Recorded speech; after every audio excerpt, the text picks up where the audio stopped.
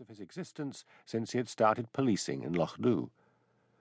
At last he bumped up the rutted track leading to the low croft house where Mrs. Gallagher lived. Bending his head against the ferocity of the wind, he rapped at the door. He waited as he heard her fumbling with locks and bolts. What was she afraid of? Most crofters didn't bother locking their doors. Then he saw the gleam of an eye through the door which she opened on a chain. She had always had all those locks. How on earth could anyone manage to get in and burgle her? "Police," he said.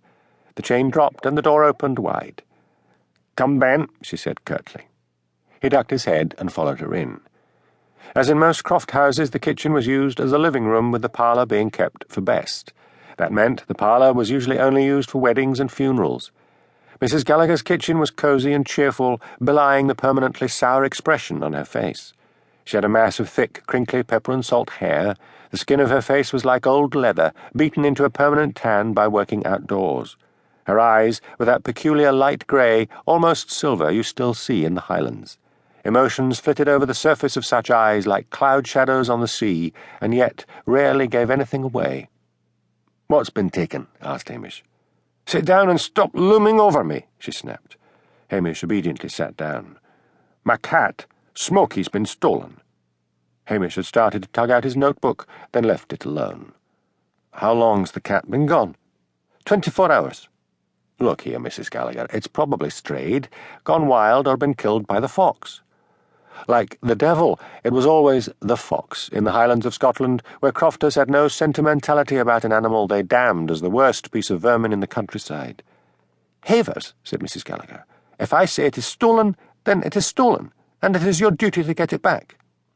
"I'll have a look around for it," said Hamish, struggling to rise out of the low chair on which he was sitting. "Is there any sign of a break-in? Any doors, locks, or windows been tampered with?" "Not a sign.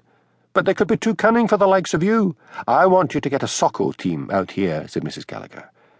Hamish, who watched police soaps as well, knew she meant a scene of crime operatives team. "Smokey was here with me. He didn't go out." "Did you go out yourself?" "Yes. I went to feed the sheep." "And wouldn't Smokey nip out after you?" "No.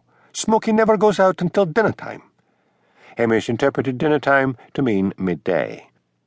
In most houses in and around Lochdubh, dinner was still in the middle of the day, and high tea, that is, one course followed by bread and scones and cake and washed down with tea, in the early evening. "I cannot order a forensic team for Strathbane for a missing cat," said Hamish. "Anyway, they just wouldn't come." "Your trouble," said Mrs. Gallagher, "is that you are lazy. That is why you are still unmarried. You are too damn lazy to get off your scrawny backside to even court a lassie." Hamish stood up and looked down at her.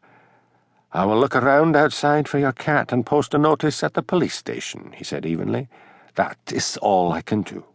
His Highland accent became more sibilant when he was angry or distressed. "You have not even checked the doors or windows to see where they might have got in," shouted Mrs. Gallagher. "I'll report you." "Do that." Hamish put on his cap and let himself out. The wind had died as suddenly as it had sprung up. It was still blowing hard far up in the sky, for ragged black clouds were tearing across a small, cold moon. He set off over the surrounding fields, calling "Smokey," but there was no sign of any cat. He wearily returned to the croft house and knocked on the door.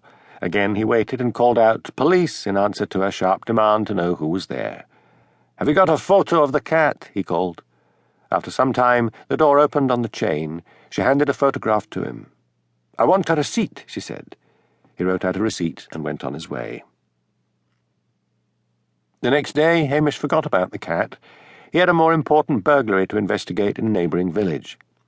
Cnothan, less rigid on the subject of Christmas than Lochdubh, had planned to decorate its main street with fairy lights. Now they were gone. He set out, enjoying the faint glow from a red sun which shone low on the hills. All was still after the gales of the day before. Smoke rose up from cottage chimneys in straight lines. The waters of the sea loch were flat and still, one great mirror reflecting the clouds and mountains above.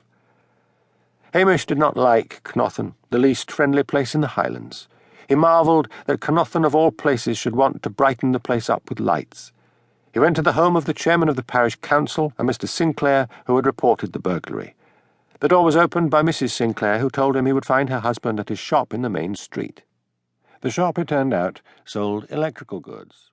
Hamish grinned. Nothing like